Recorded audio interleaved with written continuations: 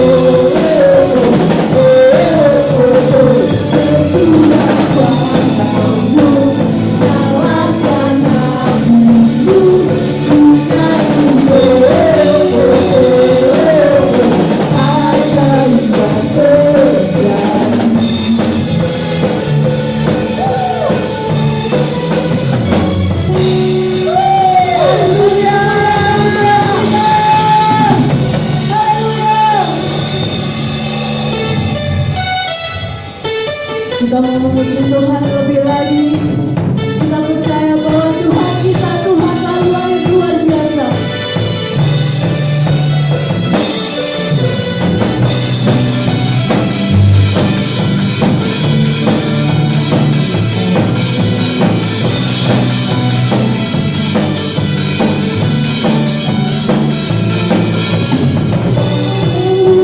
Kita telah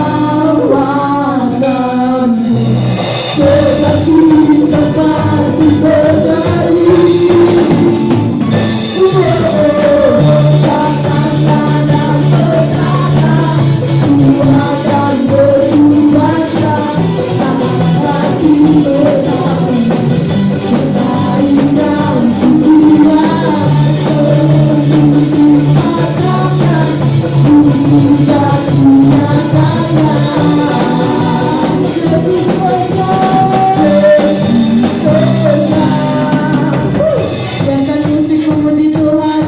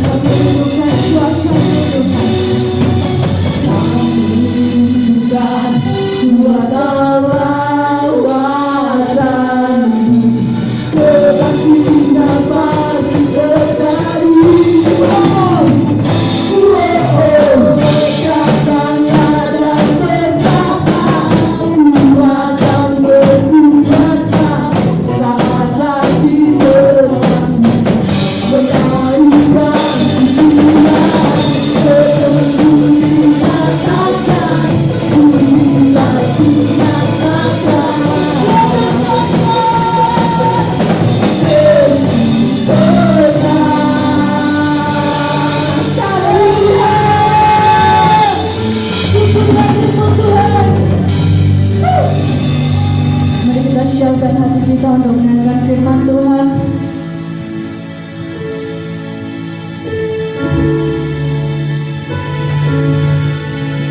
Kita mau katakan lebih lagi bahwa Tuhanlah yang layak kita sembah pada pagi hari ini.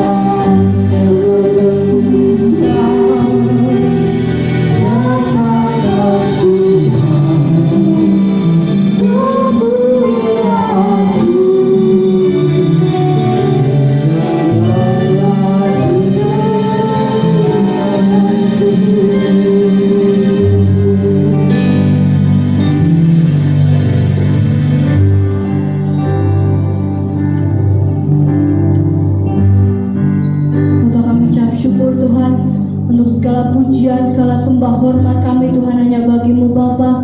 Dan kiranya Tuhan, kalau sebentar Tuhan kami akan menyiapkan diri kami Bapa, Kau berikan kami telinga seorang murid Bapa. Meskipun Tuhan kami tidak mendengarkan secara langsung Bapa, tapi kami percaya Tuhan rema-Mu selalu ada bagi setiap kami Bapa.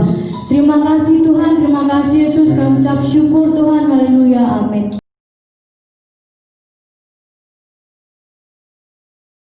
Selamat pagi, sidang Jumat yang kami kasih dalam Tuhan, dan Bapak Ibu yang mengikuti ibadah online pada pagi hari ini. Kami percaya Tuhan tetap menyertai dalam kehidupan kita semua. Harta yang menjadi petaka. Orang kaya belum tentu hartanya adalah berkat dari Tuhan. Yang dari Tuhan pasti akan membawa damai sejahtera dan tidak menjadi malapetaka dalam hidupnya. Orang yang belum siap mentalnya, jika mendapat harta yang banyak, bisa-bisa menjadi mabuk harta, sehingga akan melupakan segala-galanya. Mungkin dulu cinta Tuhan berubah menjadi cinta uang. Orang kaya dan Lazarus yang miskin. Kita akan buka di dalam Lukas 16 ayat 19 sampai 25. Ada orang kaya yang selalu berpakaian jubah ungu dan kain halus, dan setiap hari ia bersukaria dalam kemewahan.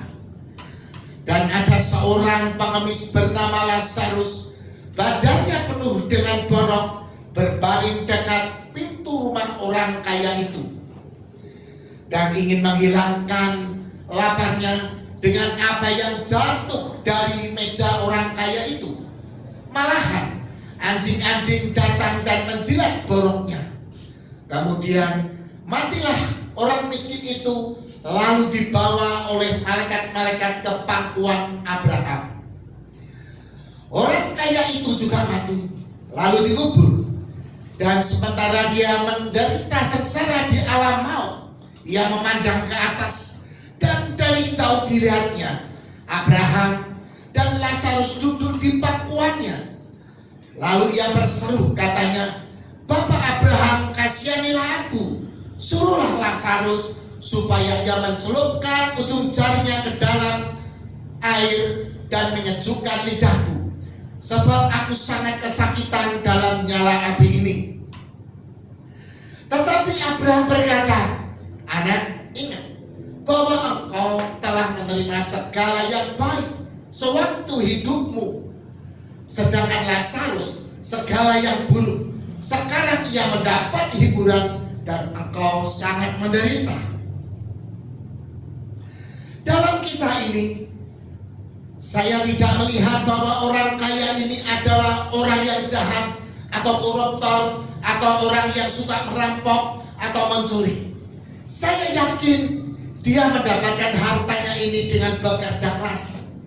Mungkin dulu-dulunya orang kaya itu adalah seorang yang mengasihi Tuhan dan cinta Tuhan. Tetapi ketika hartanya semakin banyak, berubahlah mentalnya menjadi orang yang buta rohani. Seharusnya dengan semakin bertambah banyak hartanya, ia seharusnya menjadi seorang yang dermawan dan banyak berbagi kasih, bukannya semakin kikir. Ketika ia melihat Lazarus yang miskin dan kelaparan, seharusnya hati nuraninya tergerak dengan belas kasihan. Tetapi orang kaya ini tetap tidak peduli, mata rohaninya benar-benar sudah dibutakan dengan mamon atau roh mamon.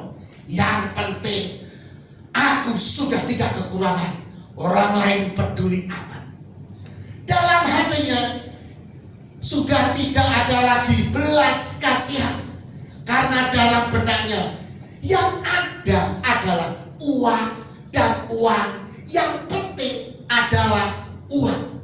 Kita akan lihat di dalam Lukas 12 ayat yang ke-21. Lukas 12 ayat yang ke-21. Demikianlah jadinya dengan orang yang mengumpulkan harta bagi dirinya sendiri, jikalau ia tidak kaya di hadapan ketika menjadi kaya. Yang pertama, saudara, ya, perubahan ketika ia menjadi kaya.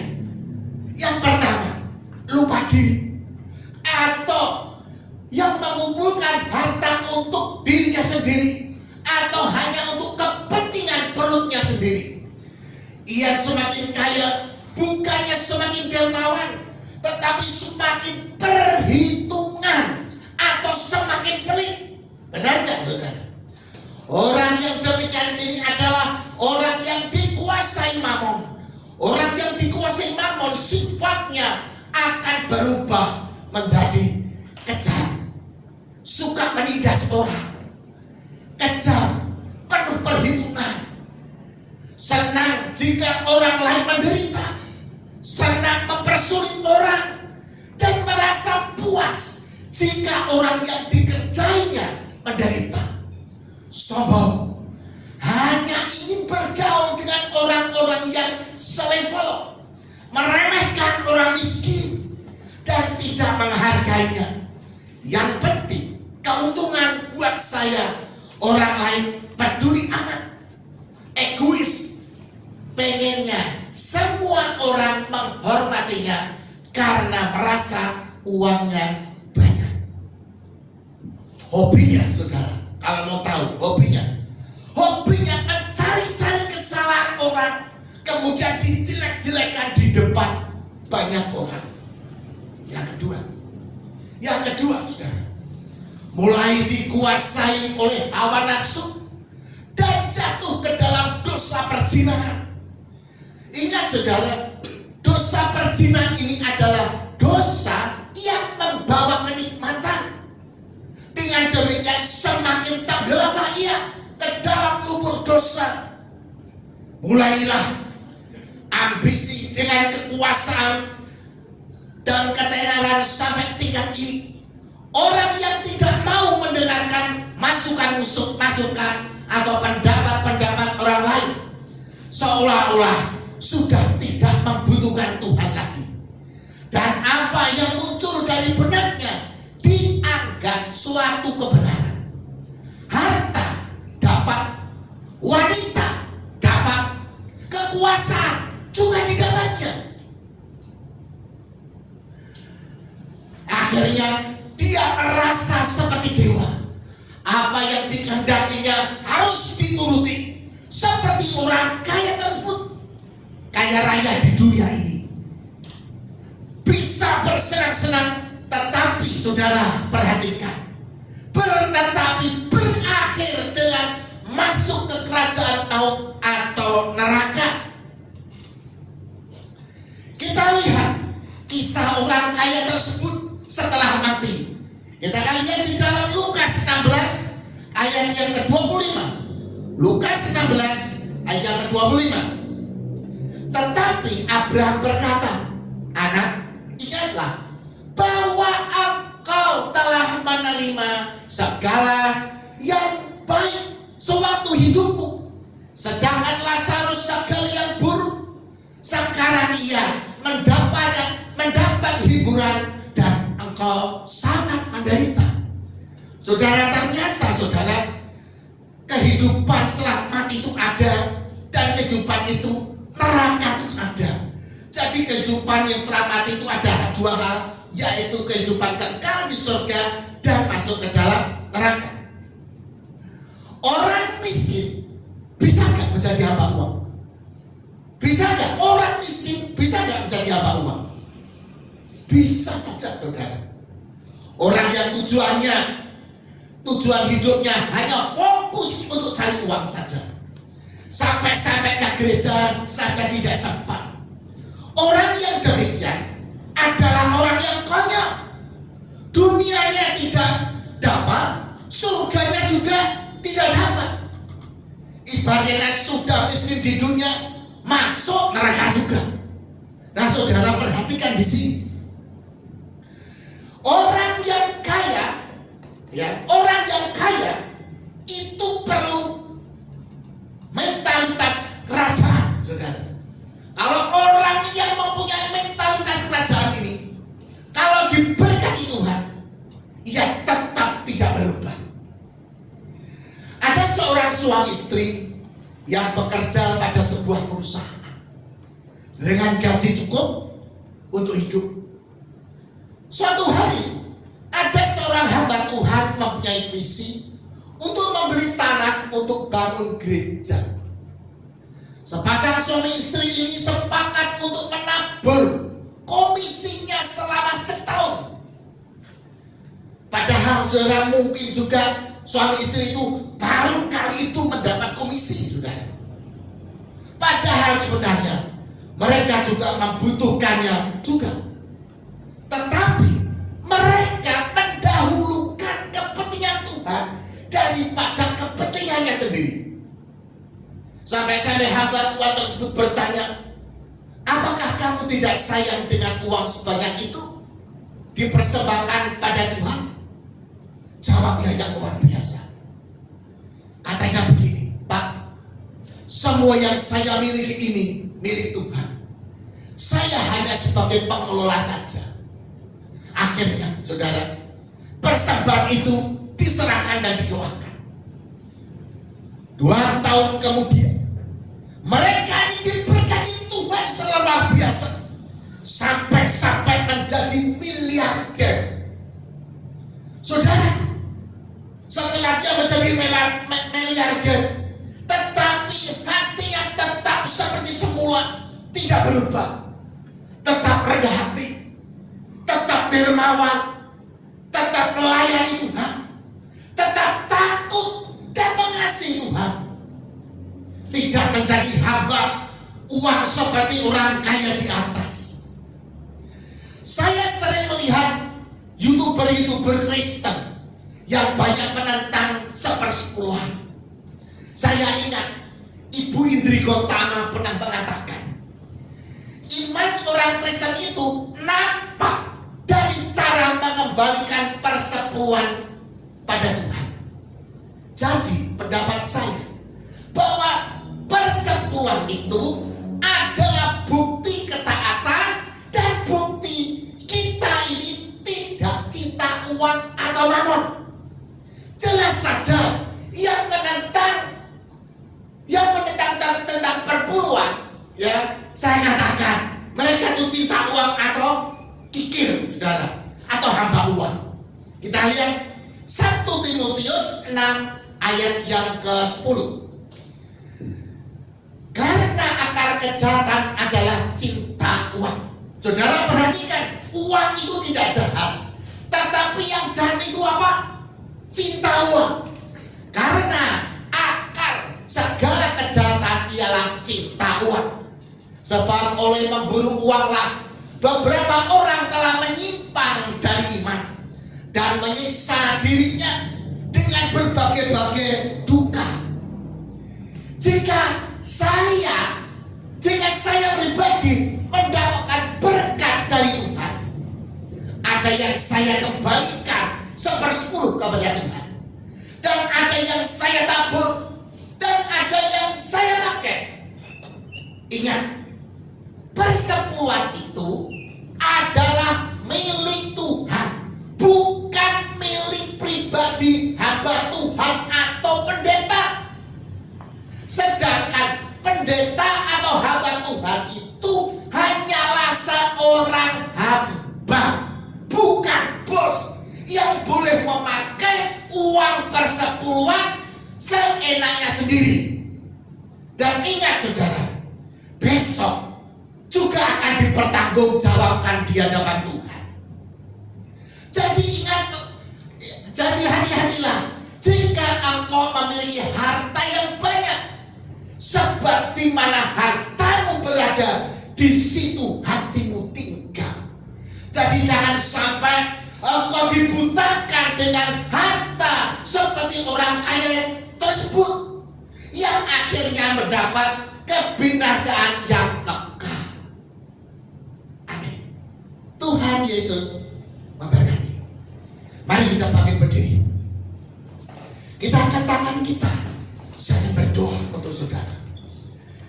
Bapa, kami ucap syukur dan terima kasih pada pagi hari ini Tuhan, suatu teguran bagi kami supaya kami selalu berhati-hati dengan harta yang banyak, dengan kami diberkati, jangan sampai kami menjadi hamba uang, tetapi biarlah kami semua tetap bermental kerajaan, tetap tidak sombong, dan tetap mengasihi Engkau, dan tetap mendahulukan Engkau. Terima kasih Tuhan, terima kasih untuk kebaikan-Mu. Biarlah saat ini berkat rahmat dari Allah Bapa di dalam Yesus Kristus menyertai dalam kehidupanmu, sehingga apa yang kau butuhkan Tuhan Yesus mencukupimu, dan engkau dihindarkan dari COVID-19. Diberkati engkau di mana saja berada. Di dalam nama Yesus kami berdoa. Semua orang percaya katakan amin.